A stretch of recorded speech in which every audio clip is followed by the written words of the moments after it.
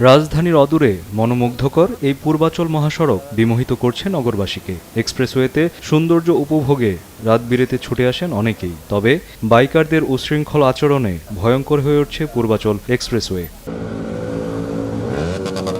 ৩০০ ফিটের নতুন আতঙ্ক রাতের রেসার। রাত বাড়ার সাথে সাথেই প্রকল্পের এই ১০ কিলোমিটার সড়কটি হয়ে ওঠে রেসারদের অভয়ারণ্য। রাতে নগরীর সড়ক ফাঁকা থাকার সুযোগে বেপরোয়া হয়ে ওঠেন বাইকাররা। চলে বাইকারদের বেপরোয়া গতির প্রতিযোগিতা ও স্ট্যান্ডবাজি। তো রিসেন্টলি সাইকেলিং খুবই কম করা হয়, কারণ হচ্ছে যে রাস্তাটা খুবই ভয়াবহ এ কারণে আপনার হচ্ছে যে কার রেস আর হচ্ছে যে বাইক রেস, ওদের কারণে আমরা আসলে কোনো স্পেসই পাই না। মানুষের অভিযোগ, বাইকাররা মানতে চান না কোনো নির্দেশনা।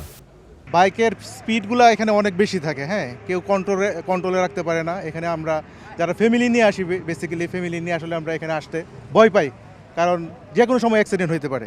পূর্বাচল এক্সপ্রেসওয়েতে প্রায়ই ঘটছে দুর্ঘটনা। রেসার আতঙ্কে আতঙ্কিত এবং বিরক্ত এখানে বেড়াতে আসা সাধারণ মানুষ।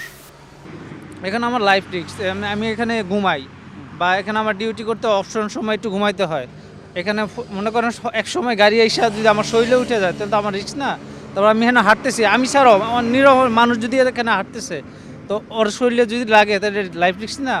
এক্সপ্রেসওয়ে জুড়ে পুলিশের কয়েকটি চেকপোস্ট থাকলেও কোনোভাবেই নিয়ন্ত্রণ করা যাচ্ছে না বাইক রেসারদের। কায়েস রাহাত, দেশ টিভি।